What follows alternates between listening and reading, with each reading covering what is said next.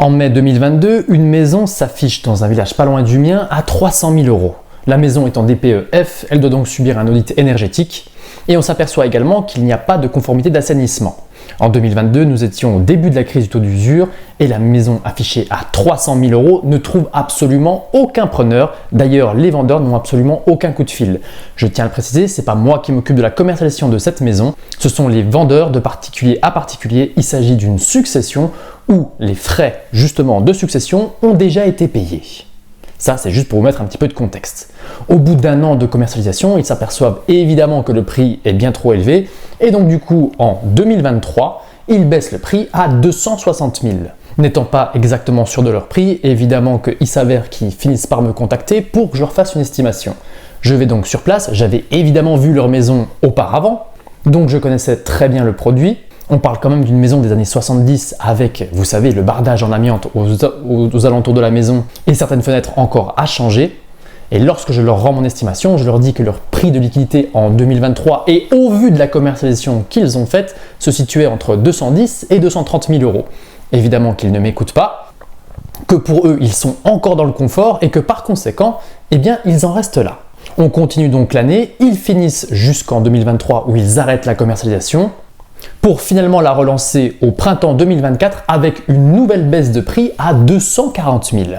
240 000, ils sentent qu'il y a un peu plus de mordant. Nous avons passé la crise du taux d'usure depuis maintenant plus d'un an.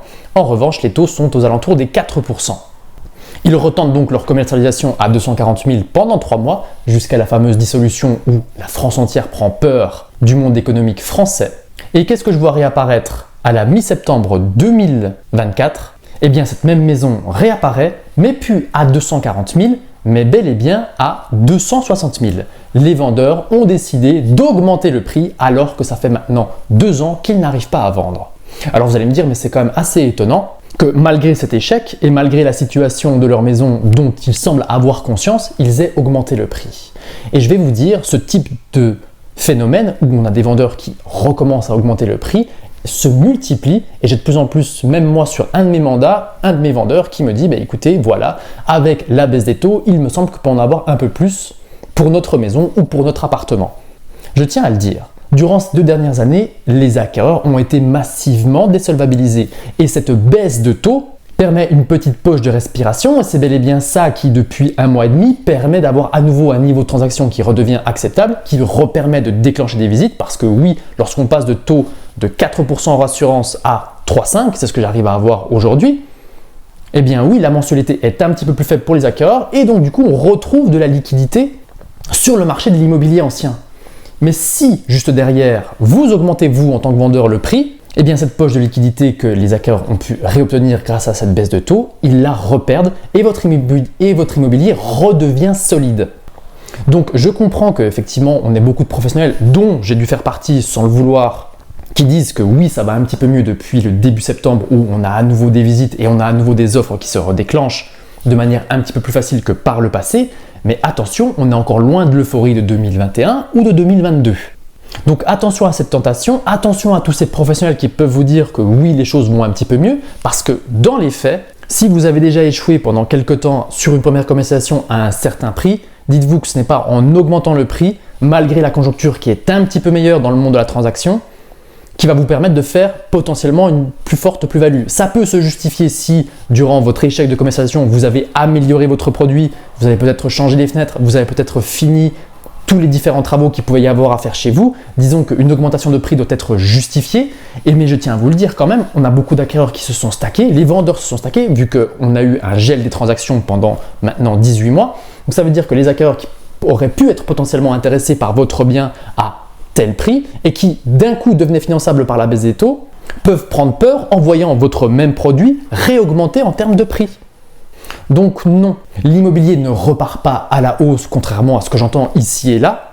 On a simplement une petite poche de solvabilité qui peut enfin un peu profiter aux acquéreurs et dont la capacité d'emprunt augmente un petit peu.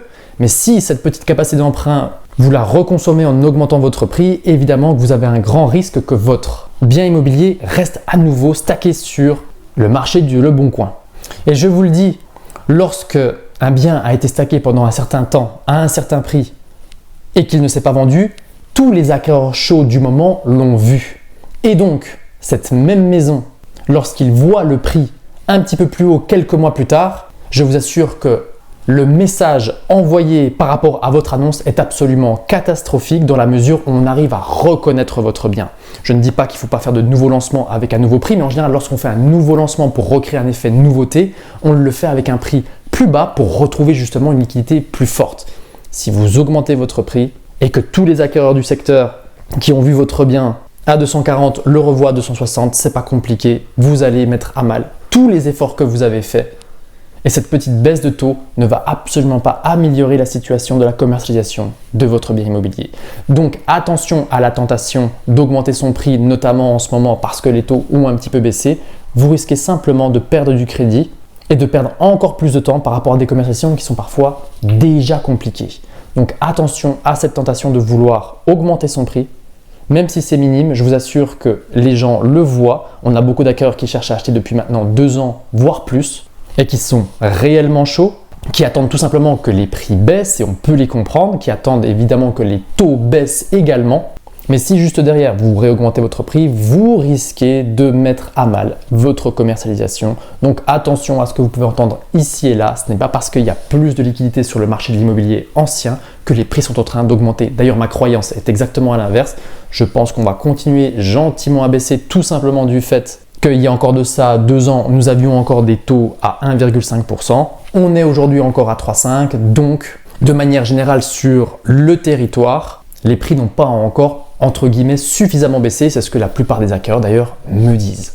Voilà, c'était juste une petite vidéo pour vous mettre en garde par rapport à la tentation d'augmenter son prix en tant que vendeur. Je le dis et je le répète, mais la plupart des acquéreurs qui sentent une incohérence entre le prix proposé et le produit proposé ne vont même pas prendre le soin d'aller visiter votre bien. Pour ceux qui ont des questions, groupe d'entraide WhatsApp parfaitement gratuit. Je vous laisse cliquer sur le lien en description. Et pour tous les autres, je vous dis à demain pour une petite vidéo sur le LMNP. Je vous remercie de m'avoir suivi jusqu'ici. À très vite pour une nouvelle vidéo. Ciao, ciao, ciao!